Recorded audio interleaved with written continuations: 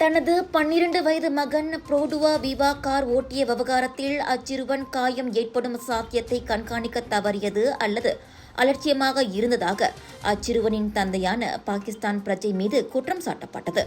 Sessions நீதிமன்றத்தில் நீதிபதி Ahmad Fuad ஓத்மான் முன்னிலையில் இன்று குற்றச்சாட்டு வாசிக்கப்பட்ட போது மலேசியாவின் நிரந்தர குடியிருப்பு கார்டு வைத்திருந்த 53 வயதான அந்நபர் அதனை மறுத்தார்.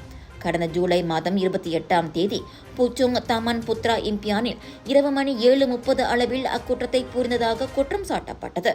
அவர் மீதான குற்றச்சாட்டு நிரூபிக்கப்பட்டால் கூடியபட்சம் 50,000 ரிங்கிட் அபராதம் அல்லது 20 ஆண்டுகள் வரை மேற்போகாத சிறை தண்டனை அல்லது இவை இரண்டும் விதிக்கப்படலாம்.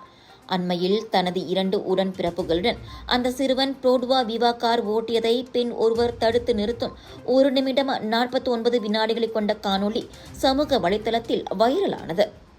அந்த ஆடவருக்கு 8,000 ரிங்கிட் ஜாமீன் வழங்கப்பட்டதோடு அந்த நபருக்கு எதிரான குற்றச்சாட்டு எதிர்வரும் செப்டம்பர் 4ஆம் தேதி மறுவாசிப்புக்கு செவிமடுக்கப்படும்.